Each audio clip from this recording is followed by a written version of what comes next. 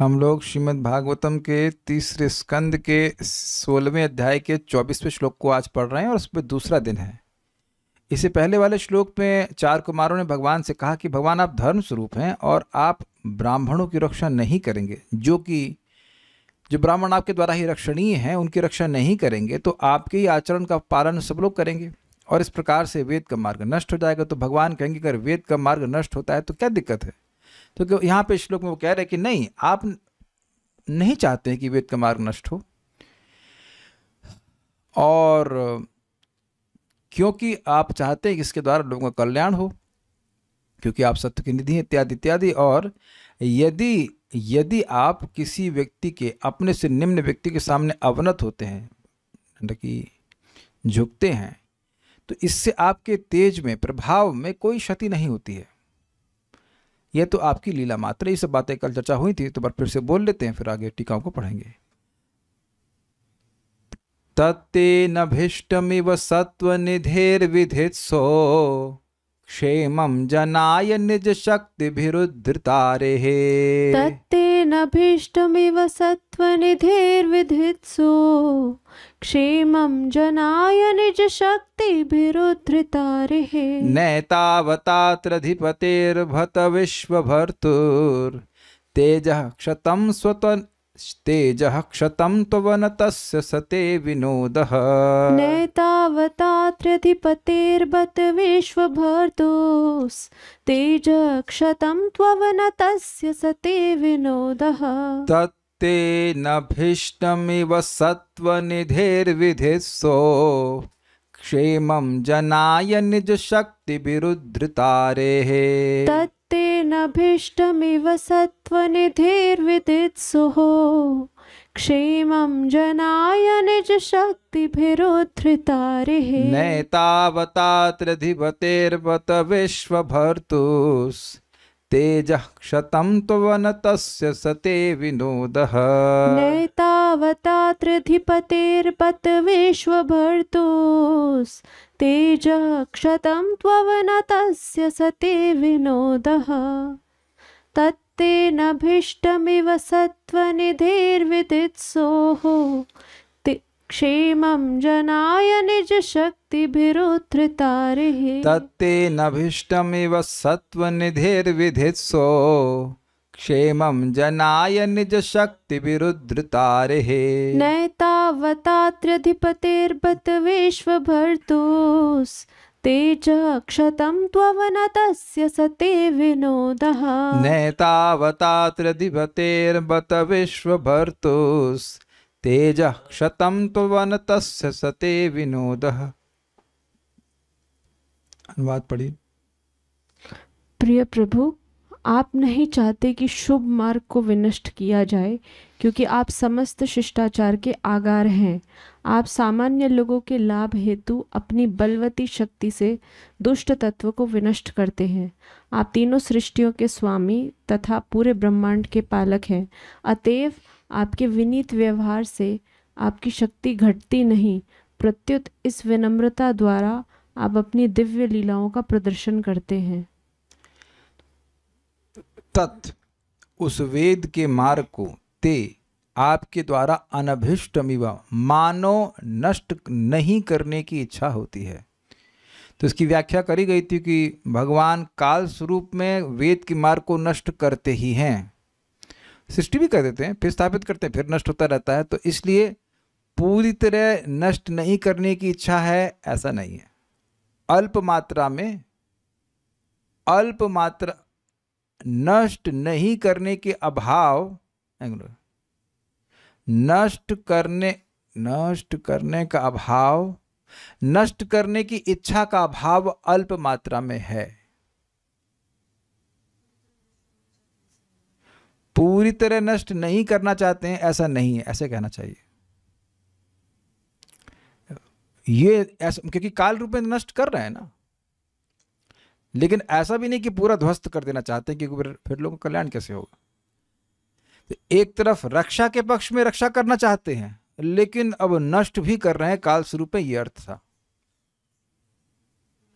एक प्रॉमिस श्रवणकर्ताओं से जरूर है कि अगर कोई क्लास मिस हो और अगली ना समझ में आए तो उसके लिए दोष मुझे नहीं देना।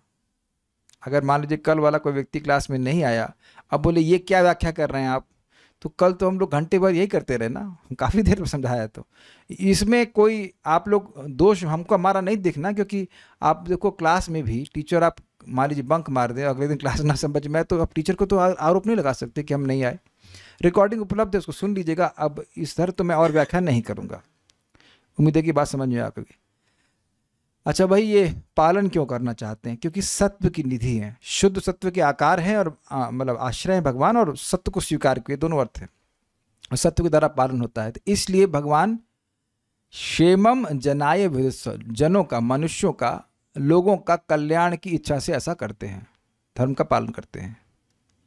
कैसे करते हैं? निज शक्ति भीर उद्धृतारे, अपनी शक्तियों अर्थात राजाओं के द्वारा वह जो धर्म के शत्रु हैं उनका उद्धृतारे अर्थात उद्धृतारे, जो इसके शत्रु, अरे अरि, अरि से अरि मतलब शत्रु, अरि से आया अरे है, तो जो अरे हैं मतलब जो शत्रु हैं धर्म के, उसको उद्धृत, उखाड़ के फेंक देते हैं, ये अर्थ है। कल छूट गया था ये बात। ना एतावत, इस प्रकार का, क्या है पानी कहां से आ रहा है? एतावता, इस प्रकार का आपका जो पालन है, त्रिधिपते, जो आप तीनों लोकों के स्वामी हैं या तीनों गुणों के स्वामी हैं, बत आश्चर्य को सूचित कर रहा है। विश्व भर्तु, जो आप विश्व के पालक हैं, इससे आपका तेज क्षत नहीं होता है। कैसे? तू अवनतस्य से सते विनोदा, अवनतस्य मतलब आप जो प्रणाम कर रहे हैं ब्राह्मणों को, ब्राह्मण तो आपकी सृष्टि है, फिर भी ब्राह्मणों का प्रणाम कर रहे हैं, इससे आपका तेज अर्थात प्रभाव नष्ट नहीं होता है। क्यों? तो कह रहे हैं सते विनोदा, यह तो आपका विनोद है, अर्थात आपकी लीला मात्र है। अब हम लोग आगे पढ़ते हैं। सारार्थ दर्शनी, देखो यदि वेद मार्ग नष्ट होता हो तो इससे मुझे क्या, होता रहे। यदि यह प्रश्न हो, मतलब मान लो भगवान ऐसा प्रश्न करें, तो चार कुमार कहते हैं कि तत् अनभिष्टम इव, अर्थात वह वेद मार्ग का विनाश आपकी इच्छा नहीं है। इव शब्द यहाँ पर लोकोक्ति है, अर्थात लोग ऐसा कहते हैं। भाई क्यों लोग ऐसा कहते हैं? क्योंकि यस, भगवान धर्म की रक्षा करना चाहते हैं और नहीं चाहते हैं कि वेद का मार्ग नष्ट हो, लेकिन काल रूप में उस वेद के मार्ग को नष्ट करते हैं। तो इस बात को लोग नहीं जानते हैं। लोग ये नहीं जानते हैं कि काल के द्वारा नष्ट हो रहा है, पहली बात, और यह भी नहीं जानते हैं कि काल भगवान का स्वरूप है। तो इस कारण से वो कहते हैं कि भगवान तो वेद मार्ग की रक्षा करना चाहते हैं, तो नष्ट कौन कर रहा है?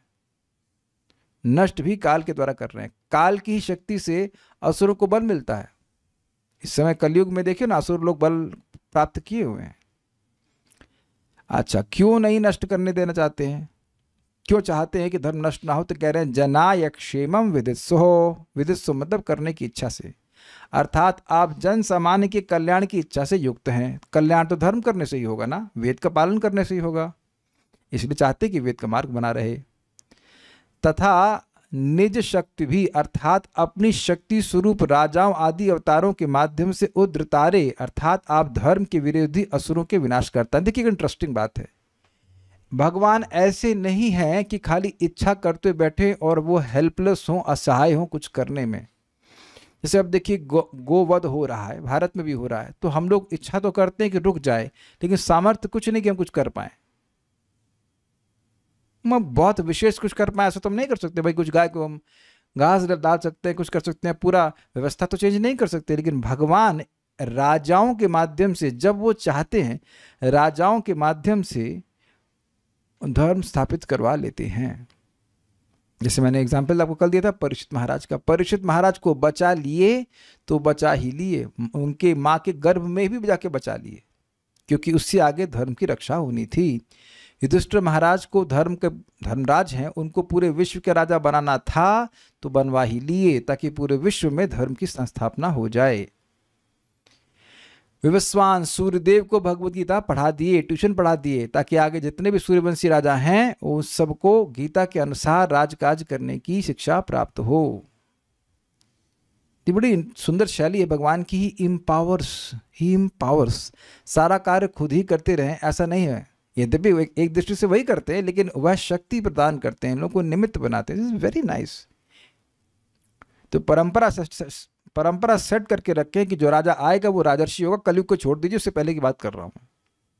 डोंट से कि आजकल के लोग ऐसे हैं, वो तो आप प्रश्न भी नहीं करोगे, दे आर नॉट ट्रेंड। लेकिन ये भगवान परंपरा बना के रखते हैं क्योंकि चाहते हैं कि धर्म का प्रवर्तन होते रहना चाहिए। ठीक है। इस प्रकार वह विरोधी असुरों के विनाश करता है। यदि कोई कहे कि देखिए, जब एक परम श्रेष्ठ व्यक्ति एक निकृष्ट व्यक्ति के समक्ष अवनत होता है, जैसे ब्राह्मणों को प्रणाम आदि करना, तो इसमें उसके प्रभाव की हानि होती है। ध्यान दीजिएगा कि ब्राह्मणों को निकृष्ट कहा जा रहा है। कहा जा रहा है कि नहीं कहा जा रहा है? बताइए वेदवाद नहीं। ब्राह्मणों को निकृष्ट कहा जा रहा है कि नहीं कहा जा रहा है? अच्छा, तो मैं समझाता हूँ। कह रहे हैं कि फिर से पढ़िए, आप पढ़िए। यदि कोई कहे कि देखिए, जब एक परम श्रेष्ठ व्यक्ति एक निकृष्ट, हाँ कहा जा रहा है, पढ़िए। एक निकृष्ट व्यक्ति के समक्ष अवनत होता है, जैसे ब्राह्मणों को प्रणाम आदि करना, हाँ, तो इसमें उसके प्रभाव की हानि होती है। अब आप पहले ये बताइए कि ऐसा होता है कि नहीं होता है? एक महान व्यक्ति एक निकृष्ट व्यक्ति के सामने क्यों झुकेगा? कोई किसी के सामने झुकता है उसकी शरण लेने के लिए कुछ कारण होना चाहिए ना। तो भगवान को निकृष्ट ब्राह्मणों के सामने झुकने की क्या जरूरत है? मैं कुछ विशेष रूप से बोल रहा हूं। निकृष्ट क्यों कह रहे हैं ब्राह्मण को? क्या ब्राह्मण निकृष्ट हैं? दीक्षा शर्मा माता जी, ब्राह्मण निकृष्ट होते हैं? आप देखिए, तो हमने बहुत पर्सनल प्रश्न कर लिया। क्या उत्तर है? अरे भगवान के सामने तो सब निकृष्ट ही है ना। उस दृष्टि से कह रहे हैं ब्राह्मण सर्वश्रेष्ठ हैं, बहुत अच्छे हैं, भगवान के यश को बोलते हैं, लेकिन भगवान से तो छोटे ही है ना।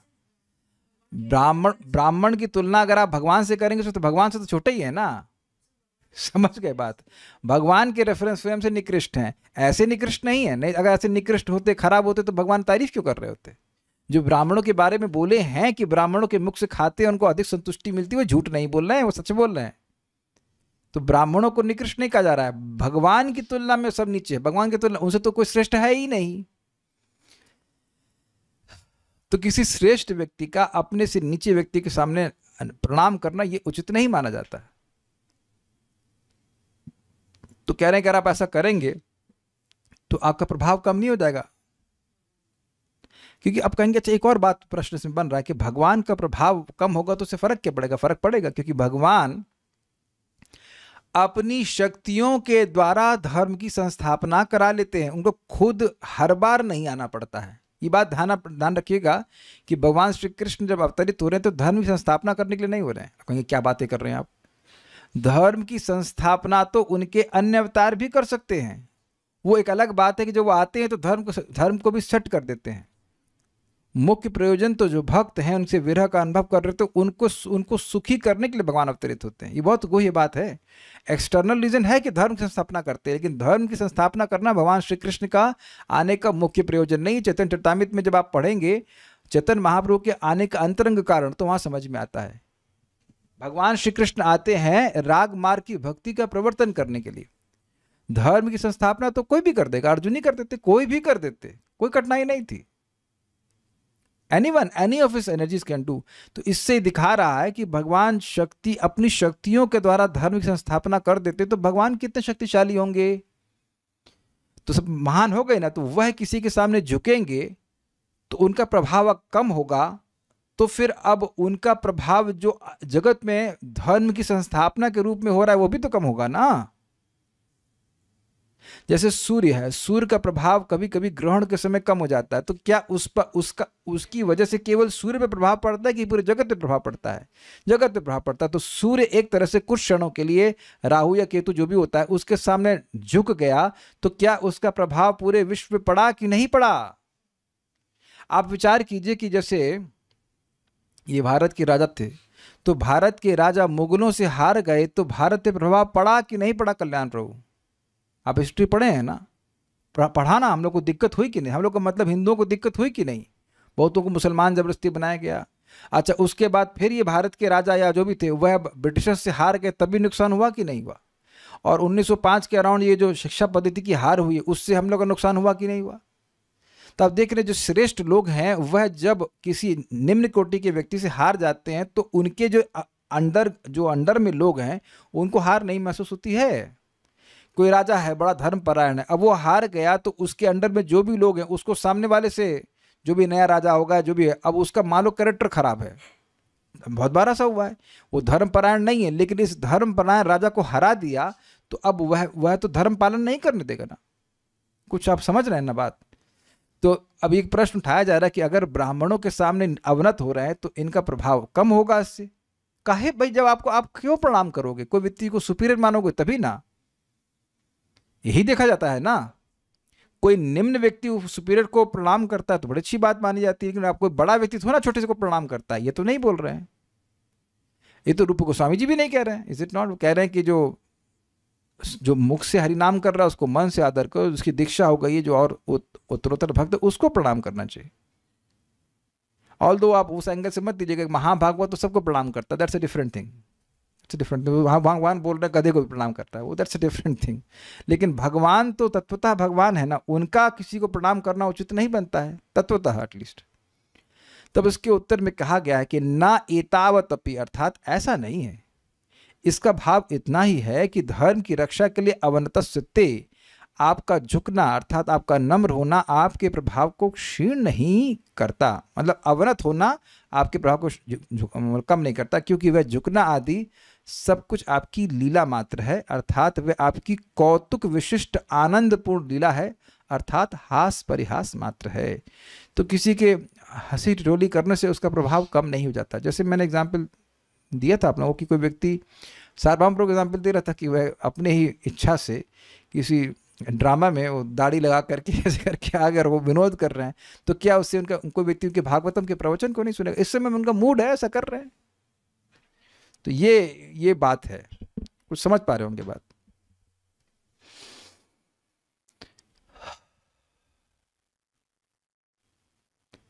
बाल प्रबोधिनी, उस वेद मार्ग का विनाश आपके लिए अनअभिष्टम इव अर्थात अनिश्चित जैसा है। इसकी व्याख्या अब नहीं होगी, इसकी व्याख्या की जा चुकी है कल। वह कैसे? इस पर कहते हैं निज शक्ति भी, अर्थात आप अपने अवतारों, एक अर्थ, अथवा ज्ञान क्रिया बल आदि शक्तियों द्वारा धर्म विरोधी असुरों आदि को उद्धृता अर्थात समूल नष्ट कर देते हैं। तो यहाँ क्या अर्थ लिए हैं शक्ति के? शक्ति के दो अर्थ लिए, अवतारों के द्वारा नष्ट कर देते हैं या ज्ञान क्रिया और बल आदि शक्तियों के द्वारा नष्ट कर देते हैं। बहुत बार भगवान को आने की जरूरत नहीं होती है, वो असुरों को आपस में लड़ा कर खत्म कर देते हैं, ये भी है। आजकल तो यही हो रहा है, आपस में असुर लड़ रहे हैं तो मर जाता है तो आपस में असुर ही तो लड़ रहे हैं, कोई ऐसा तो नहीं कि कोई भगवान को मानने वाला है। जितने भी युद्ध अभी चल रहे हैं वो दोनों में से कोई पार्टी भगवान कृष्ण को तो नहीं मानती है, तो दोनों ही आपस में लड़ के मर जा रहे हैं। भगवान ऐसे भी कर देते हैं। कभी कभी कोई मच्छर से मर जाता है, हम नाम नहीं रख रहे, एक बहुत बड़ा असुर था, वो मच्छर काटा और मलेरिया से मर गया। वो दुनिया को जीतने के चक्कर में था, मलेरिया से मर गया, मच्छर ने मार दिया। तो भगवान ऐसे असुरों को मार सकते हैं। वह भी मैं क्यों करता हूं, यदि यह प्रश्न तो कहते हैं जनाय क्षेमम विदत्सो, जनों का कल्याण करने की इच्छा से आप ऐसा करते हैं। अच्छा, मैं कल्याण क्यों करता हूं? अगर भगवान ये कहें, ये एक इंटरेस्टिंग पॉइंट है कि भगवान ही कल्याण करने के इच्छुक क्यों हैं, तो वहां भी कारण बताया गया है, क्योंकि वह भगवान सत्व निधि अर्थात सत्व गुण के निधि अर्थात भंडार है। आशय यह है कि पालन की शक्ति यानी सत्व गुण को स्वीकार करने के कारण, जब पालन करना चाहता है तो कल्याण करना चाहता है कि नहीं? भाई किसी का बच्चा होता है तो क्या माता पिता चाहते हैं कि उसको पोलियो हो जाए? तब देख रहे हैं कि अनेक अनेक प्रकार से पालन करने के हेतु वह कल्याण करने में लगे रहते हैं। जैसे बाल जन्म गुट्टी पिलाना है, पिलाते हैं हाँ पिलाते हैं ना, आई होप सेरेलैक, हाँ गुट्टी मीन्स पिलाते हैं, नॉट बाल जन्म गुट्टी पिलाना है, सेरेलैक खिलाना है, और क्या क्या करते हैं, और जो भी करते हो, जूस पिलाना है, आइसक्रीम खिलाना, और आइसक्रीम नहीं बट व्हाटएवर, वो बचपन से लेकर के बड़े होने तक कल्याण चलता ही रहता है। मुझे याद है मेरी माँ जिंदा थी तो उनको हमेशा मेरा मुंह सूखा ही लगता था। बेटा सूख गया है, सूख गया है, ये खा, घी खा, वो खा। मैं कह रहा नहीं भाई। तो आप देख रहे हैं कॉन्स्टेंटली, क्योंकि बच्चे को पालन करने की इच्छा है तो नित्य ही योग क्षेम कल्याण का विधान करते हैं। Is the language clear? हर दिन अपने बच्चे को अच्छा खिलाना है। यहां कौन से माता पिता की इच्छा नहीं है? जो बच्चे हैं मैं उनसे नहीं पूछ रहा हूं। ऋचा तिवारी माता जी बच्चे को पका पका खिलाती हैं कि नहीं अच्छे से? एक दिन बताइए जब छुट्टी ली हो आपने अपने बच्चे का कल्याण सोचने से? नहीं। Okay, very good. तो अब समझ गई कि पैदा होते ही पालन की चिंता लगी रहती है, मर और एकदम अंत तक चिंता लगी। वो खुद भी माँ मर रही होगी तब भी चिंता होगी, खाए खाए कि नहीं, खाए कि नहीं। मेरी माँ मुझे खिला के मरी, शाम को खिलाया, रात में मर गई। उतना टेंशन थी, खाए कि नहीं, खाए कि नहीं खाए। उस दिन मैं शाम को नहीं खाया था, पता है? उस दिन मैं शाम को नहीं खाया था, क्लास के बाद आके खाया, अरे तू भूखा होगा, भूखा होगा। तो अंत तक ये आप देखें कि माता पिता को चिंता लगी ही रहती है। साइंटिस्ट प्रभु आपको चिंता नहीं होती है? हाँ देखिए, यस, अभी तक चिंता होती। अब जबकि तीनों की शादी हो गई ना, हाँ तब दादाजी बन गए फिर भी चिंता है। शायद अब पौत्रों की चिंता होगी, बच्चे नहीं नहीं होती। तो आप देख रहे हैं कि ये चिंता होती और कुछ कल्याण करते रहना चाहते हैं। देखिए यहां पर वास्तविक संबंध नहीं है तब भी इस प्रकार की भावना है। तो भगवान का तो वास्तविक संबंध है। और एक अमेजिंग बात है कि कभी कभी माता पिता की मृत्यु हो जाती है तब भी बच्चे का पालन हो जाता है। यानी कि माता पिता नहीं रहेंगे तब भी पालन करवा लेंगे भगवान, लेकिन भगवान अगर पालन नहीं करेंगे तो तब तो पालन नहीं हो पाएगा। इसलिए भगवान, क्योंकि सत्व की निधि है, सत्व गुण को स्वीकार किए रहते हैं, इसलिए क्योंकि पालन करने का कर्तव्य, पालन करने का फंक्शन है सत्व गुण के द्वारा, इसलिए वह लोगों का कल्याण करना चाहते हैं। क्लियर? सोचिए अगर किसी बच्चे को पोलियो हो गया तो उसकी गलती किसकी है? उसमें गलती किसकी है? माता पिता के आलस की। माता पिता ने नहीं पोलियो का टीका लगवाया तो जिंदगी भर के लिए बच्चा का नुकसान हो गया कि नहीं? चाहे खाने पीने को मिलता रहे फिर भी उसके लिए कठिनाई हो गई ना। तो एक तरह से छोटी सी त्रुटि है, लेकिन आगे बच्चे के लिए तो बहुत बड़ा कारण बन जाएगी। तो उसी प्रकार से भगवान नित्य निरंतर कल्याण करते रहना चाहते हैं, क्योंकि पालन करने का मतलब हर तरह से उस जीव का कल्याण होना चाहिए। ठीक है। फिर भी यदि कोई महान व्यक्ति दूसरे के समक्ष नतमस्तक होता है तो उसका तेज घटता है। तो यदि यह शंका हो तो उस पर कहते कि नहीं, ऐसा नहीं होता है। केवल धर्म की रक्षा के उद्देश्य से ब्राह्मणों को नमस्कार करने वाले आपके तेज अर्थात प्रभाव में कोई क्षति या हानि नहीं होती। इस पे सीक्रेट देखा आपने? एक सीक्रेट ये है कि आप और मैं या कोई भी व्यक्ति अगर धर्म की रक्षा करता है / धर्म का पालन करता है तो तेज बढ़ता है कि कम होता है? धर्म का पालन करने से तेज बढ़ता है कि कम होता है? तो यानी कभी भी किसी भी तरह से धर्म का पालन किया जाएगा तो तेज बढ़ेगा। इजी है। तो भगवान धर्म की रक्षा करने के लिए ब्राह्मणों को सम्मान देते हैं तो उससे तेज बढ़ता ही है। एक बहुत सुंदर बात मुझे परम पूज्य वृंदावन चंद्र महाराज की याद आ रही है यहाँ पर कि देखिए कोई अयोग्य व्यक्ति है, उसको आपने सम्मान दे दिया तो कुछ हानि हुई? कोई हानि नहीं हुई। लेकिन योग्य व्यक्ति को सम्मान नहीं दिया तो हानि हो गई कि नहीं? बहुत तरह से हानि हुई। एक हमारी द्वारा हानि हुई, दूसरा हमारे जितने भी अनुगत होंगे लोग वह भी उस योग्य व्यक्ति का सम्मान नहीं करेंगे। यही थीम चल रही कि नहीं? Is it okay?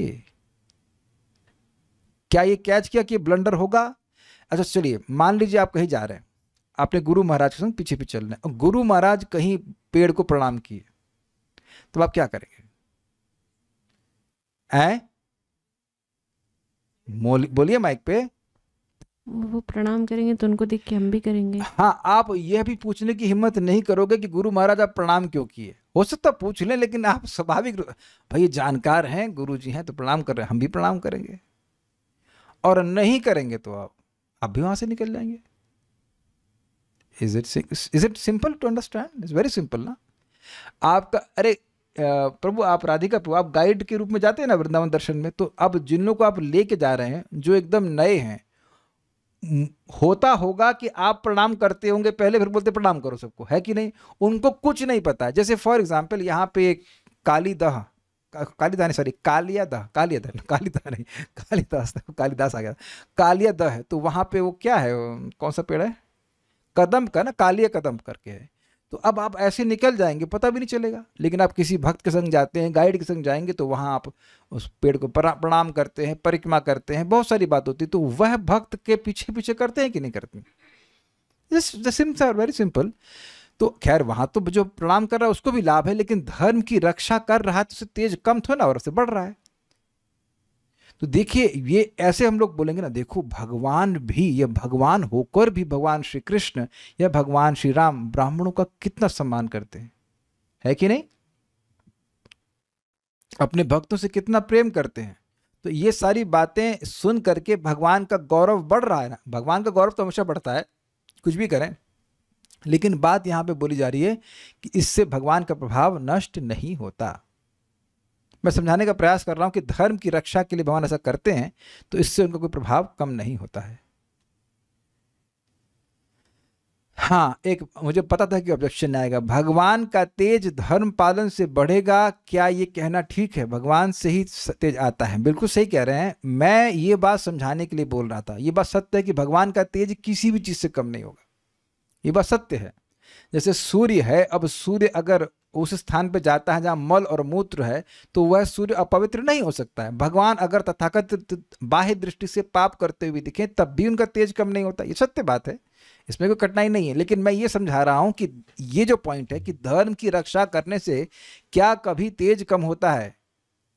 नहीं कम होता है, बढ़ता है। आपको अगर तेज बढ़ाना है, अपना प्रभाव बढ़ाना है, तो तपस्या करेंगे, धर्म का पालन करेंगे, है ना? तो उस एंगल से भी देखा जाए कि अगर धर्म की रक्षा करने के लिए कोई कुछ भी कर रहा है, तो उसका कभी तेज नष्ट होता ही नहीं है।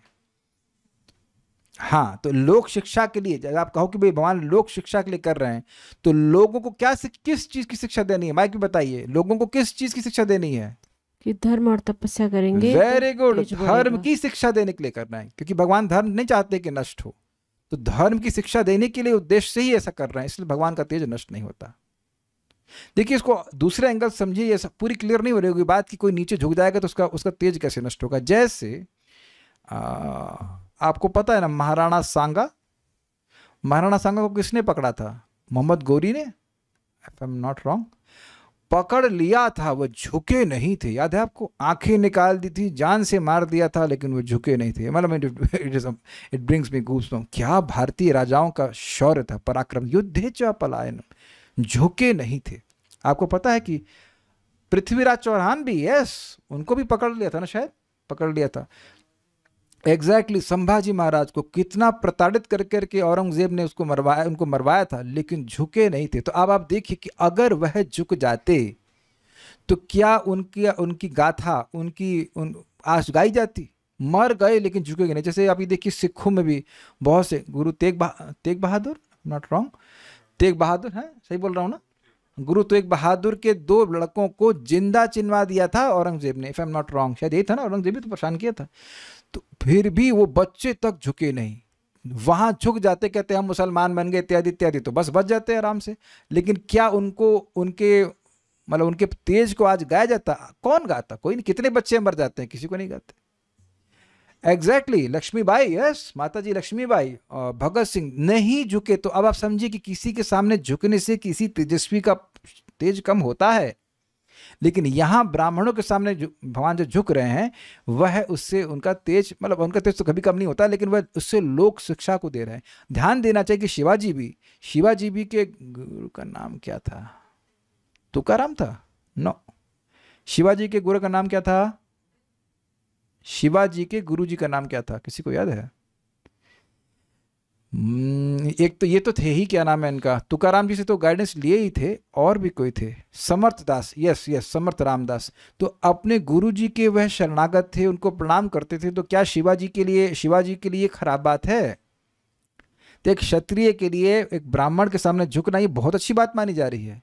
तो वहां भी शिक्षा प्राप्त हो रही है कि ब्राह्मणों का सम्मान किया जाना चाहिए।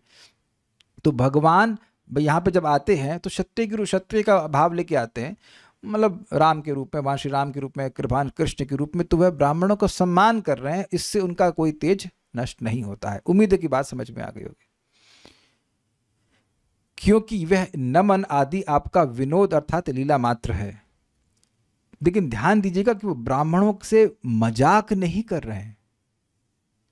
विनोद का इतना अर्थ है कि वो लीला है, लेकिन उनका परिहास नहीं कर रहे हैं। ब्राह्मणों का मजाक नहीं बना रहे हैं, मजाक नहीं बना रहे हैं, वो अपनी स्वेच्छा से कर रहे हैं, ये बात अलग है।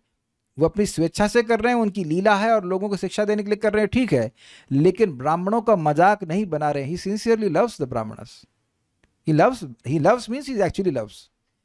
परंतु कोई कह सकता है कि लीला रूप में भी की गई अवनति तेज का नाश क्यों नहीं करती? इस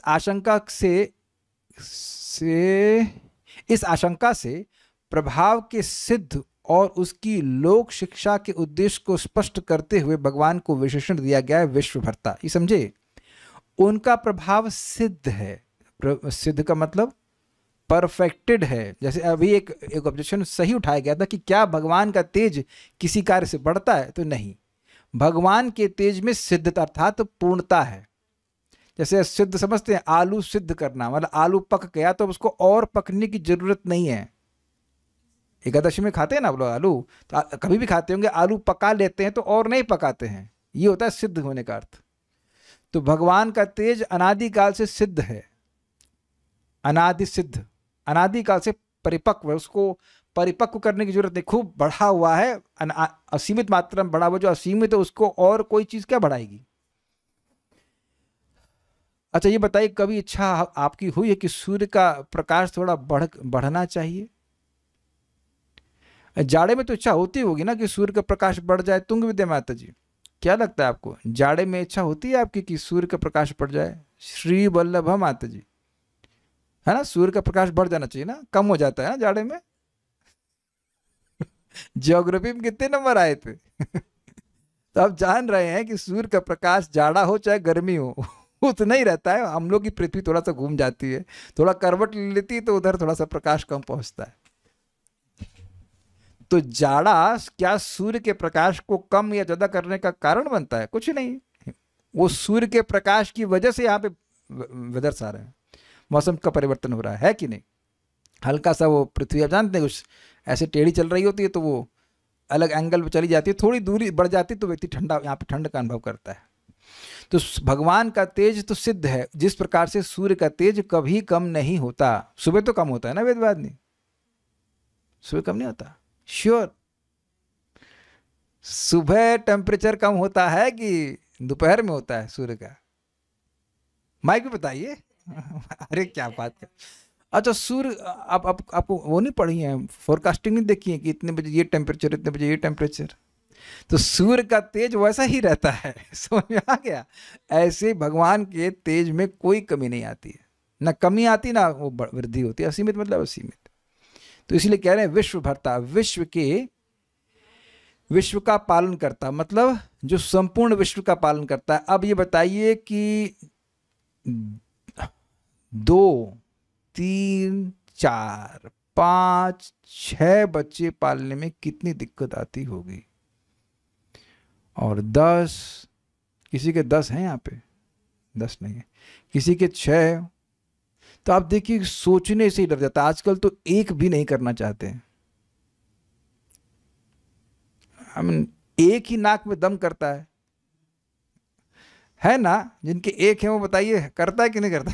हम दिख रहे हैं इसलिए हम जानबूझ करके पिन कर रहे हैं कि एक बच्चा भी परेशान कर देता है। तो अब आप ये बताइए कि जब एक बच्चा का पालन करने में इतनी हालत खराब हो जाती, तो अब सभी बच्चों का पालन करने में, तो आप विश्व भरतु कहने का मतलब भगवान का तेज इतना ज्यादा है कि उन्हें जगना भी नहीं पड़ता, वो तो सोते सोते बच्चों का पालन कर लेते हैं। पत्नी पांव दबा रही है, लक्ष्मी जी, हम वो सो रहे हैं ऐसे करके आराम से। मैं फिर रिपीट कर रहा हूँ, हो सके तो क्लास के बाद एक हाथ ऐसे रखकर, पांव दबाने वाला कोई ना मिले कोई बात नहीं, अपने गद्दे पर से बैठ के देखिएगा, लेट के देखिएगा, बड़ा रिलैक्सिंग लगता है। हाँ तो इतने रिलैक्स मोड में तीनों भगवान, कारुणोदक विष्णु, गर्भोदक विष्णु, आराम से क्षीरोदक, एकदम आराम से लेटे, शाही मतलब लेटे ही रहते हैं, लेटे लेटे पूरे जगत का पालन करते रहे। इससे सूचित हो रहा है कि उनका तेज जो है वह सिद्ध है। किससे? विश्व भर्तु शब्द से, पूरे विश्व का पालन करने वाले हैं। समझाए बात? इसलिए तेज, उनकी लीला से उनका तेज नष्ट नहीं होता है। ठीक है। पालन क्यों कर पाते? मान लो कोई कहे कि भाई पालन कैसे कर पा रहे हैं, तो कह रहे हैं त्रिअधिपति, अर्थात तीनों गुणों के अधिपति या तीनों लोकों के अधिपति। अब प्रश्न हुआ कि तीनों गुणों के अधिपति हैं तो पालन कैसे कर पाते हैं? भाई इस पूरे जगत में खेल किन चीजों का है? रजगुण, तमगुण और सतोगुण का। तो उसको, उसी को कंट्रोल करके पूरे जगत को कंट्रोल कर लेते। अर्थात जो सत्व, रज और तम इन तीनों गुणों के नियंता हैं। अधिपति, अधिपति का मतलब है नियामक, नियंता। फिर भी इस विनोद या लीला के द्वारा, हाँ ये बड़ी इंटरेस्टिंग है, फिर भी इस विनोद या लीला के द्वारा आपके भक्तों को कष्ट होता है। यह संकेत बतो शब्द से किया गया है। ये क्या मतलब है? मैंने आपको समझाया था कि इसी प्रकार का खेद भगवान कृष्ण के संबंध में उद्धव जी को होता है जब वह मैत्रेय मुनि से बात करते, क्षमा कीजिएगा, विदुर जी से बात करते हैं। तो विदुर जी भगवान के बारे में पूछते हैं उद्धव जी को जब यहाँ मिलते हैं ब्रज में। तो उद्धव जी स्मरण कर रहे होते हैं और वो जगह बोलते हैं कि ये जो भगवान उग्रसेन के सामने हाथ जोड़ कर खड़े होते थे, यद्यपि वे तीनों लोकों के स्वामी हैं, फिर भी उग्रसेन के सामने हाथ जोड़ के खड़े होते थे कि मेरे लिए क्या आदेश है। यह सब देख करके हमको बहुत खराब लगता था। तो वहाँ भी बत शब्द की व्याख्या हुई। एक जगह और खेद है। नारद जी ब्रह्मा जी से बात कर रहे हैं दूसरे स्कंद में और कह रहे हैं कि देखिए आप पूरी तरह से स्वतंत्र लगते हैं जगत की सृष्टि करने में, लेकिन फिर भी आप तपस्या करते हो, तो ये देखकर हमको खेद हो रहा है। भाई जब आप एटलीस्ट प्रकट रूप से जगत के स्वामी लग रहे हैं तो आपको तो तपस्या करके किसी को असंतुष्ट नहीं करना चाहिए, लेकिन तपस्या करके किसी और को संतुष्ट करने का प्रयास नहीं करना चाहिए। लेकिन ऐसा लग रहा है कि आपसे भी कोई श्रेष्ठ व्यक्ति है जिसकी आप आराधना कर रहे हो, हमको खेद हो रहा है। क्योंकि अभी तक तो हम तो मानते थे कि my daddy is the best, हमारे पिताजी ब्रह्मा जी वो सर्वश्रेष्ठ हैं। तो वहां भी खेद हो रहा था। वहां खेद जो है, ये खेद आप देख रहे हैं, इस खेद शब्द में आश्चर्य मिक्स्ड है। ऑब्वियसली किसी भी रस में आश्चर्य होता है। तो आश्चर्य ये है कि भगवान जब तीनों लोकों के स्वामी ऐसा क्यों कर रहे हैं, ऐसा क्यों कर रहे हैं? किसी को, मुझे पूरी लीला ठीक से याद नहीं है, लेकिन दुर्वासा मुनि एक बार भगवान श्री कृष्ण की परीक्षा लेने के लिए आते हैं और दुर्वासा मुनि कहते हैं, भगवान श्री कृष्ण कहते हैं कि आपको हम कैसे संतुष्ट करें? तो कह रहे हैं खीर बनवाओ और खूब गरम गरम खीर।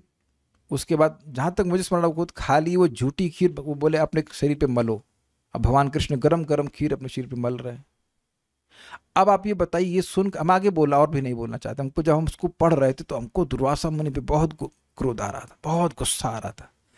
लेकिन ऐसा कार्य करने से क्या भगवान का तेज नष्ट होता है? आगे फिर हम बोल ही दे रहे, आगे फिर वो कहते हैं चलो हम हमको घोड़ा गाड़ी पे चलवा कर, तो ठीक है, लेकिन घोड़े की जगह रुक्मिणी जी को जुतवाए। This is very offensive. हम लोग तो ये बोलेंगे ना, लेकिन फिर ऐसा भगवान किए भी। और फिर आपको समय चले तो उसके बाद भगवान और रुक्मिणी जी तो बहुत सुकुमारी, वो कैसे खींचेंगी, बड़ी परेशान हो रही थी। फिर दुर्वासा मुनि शांत हो जाते हैं, प्रसन्न हो जाते हैं और कहते हैं कि तुमने क्रोध को जीत लिया। फिर आगे कुछ आशीर्वाद देते हैं, कुछ करते हैं। अब दुर्वासा मुनि के आशीर्वाद की भगवान कृष्ण को क्या जरूरत है?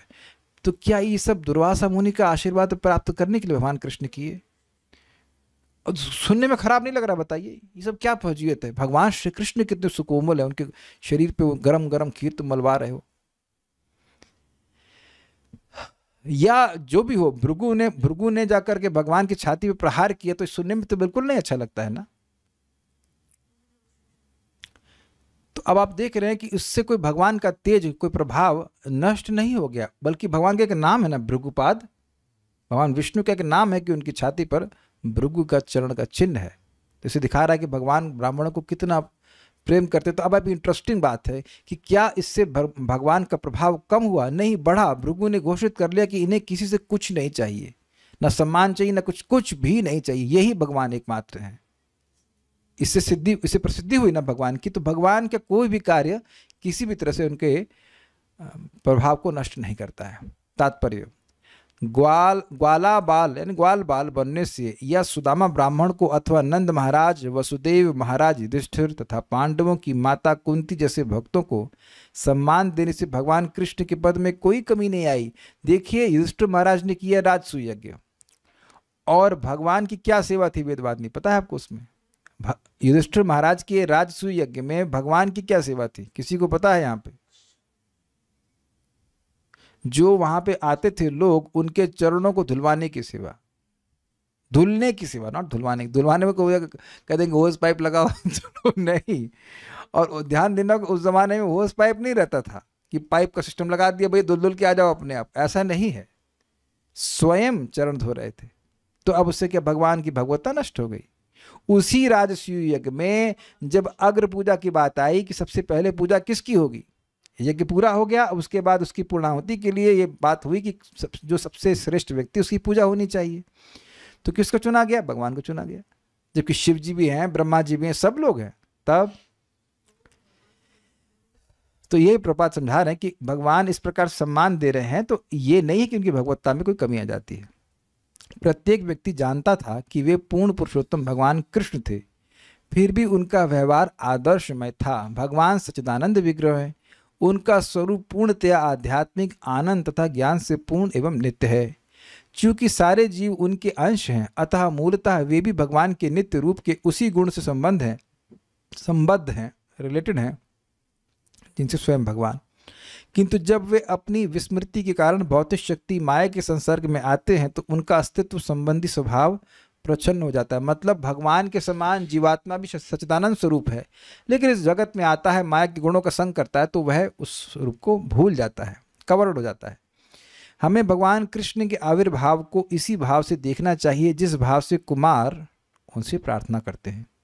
वे शाश्वत रूप से वृंदावन के ग्वाल बाल हैं, अर्थात ग्वाल बाल के आवेश में रहते हैं कि मैं ग्वाल बाल हूँ, और वैसी लीला भी करते हैं, तो उनका भाव रहता है, उनका आवेश रहता है, ऐसी अभिमति होती है कि मैं ग्वाल बाल हूँ। कहाँ पे? गोलोक वृंदावन में। वे कुरुक्षेत्र युद्ध के नित्य नायक हैं। द्वारका में उनका अभिमान होता है कि मैं क्षत्रिय हूँ। वे द्वारका के नित्य ऐश्वर्यवान राजकुमार हैं और वृंदावन की गोपियों के प्रेमी हैं। ये सब भाव स्पष्ट हो रहा है। उनके सारे प्राकट्य सार्थक है, मतलब बिना किसी प्रयोजन के भगवान प्रकट नहीं होते हैं, क्योंकि वे उन बद्ध जीवों को उनके असली गुण प्रदर्शित करते हैं जिन्होंने परमेश्वर के साथ अपने संबंध को भुला दिया। मतलब भगवान जब आते हैं तो जीवों की सहायता करते हैं अपने संबंध को भगवान से वापस जागृत करने के लिए। ईजी है। वे सारे कार्य उन्हीं के हितार्थ करते हैं। कौन? भगवान। भगवान सारे कार्य जीवों के हित के लिए करते हैं, क्योंकि भगवान का हित कोई कर नहीं सकता। भगवान स्वयं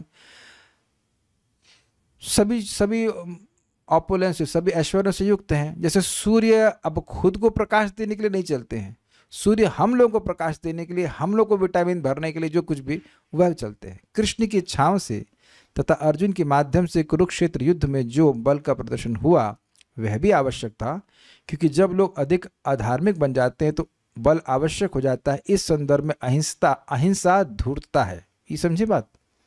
यहाँ प्रभुपाद समझा रहे हैं कि कैसे अपनी शक्ति पांडवों के द्वारा भगवान ने धर्म की संस्थापना करी। जब इस प्रकार से अधर्म हो रहा हो तो वहाँ पर अहिंसा का ढोंग करना ये केवल कायरता का सूचक है। ये प्रभुपाद समझा रहे हैं। सामर्थ्य है और धर्म, अगर सामर्थ्य नहीं तो कोई बात नहीं, फिर तो आप कुछ नहीं कर सकते। सामर्थ्य होने के बाद भी अगर कोई अहिंसा का नाटक करता है तो वह चीटिंग है, वह धर्म का पालन नहीं। ये प्रभुपाद समझा रहे हैं, और तो बातें कुछ नहीं है। So will stop here now. Shrimad Bhagavatam की जय, श्रील प्रभुपाद की जय, निताई गौर प्रेमा।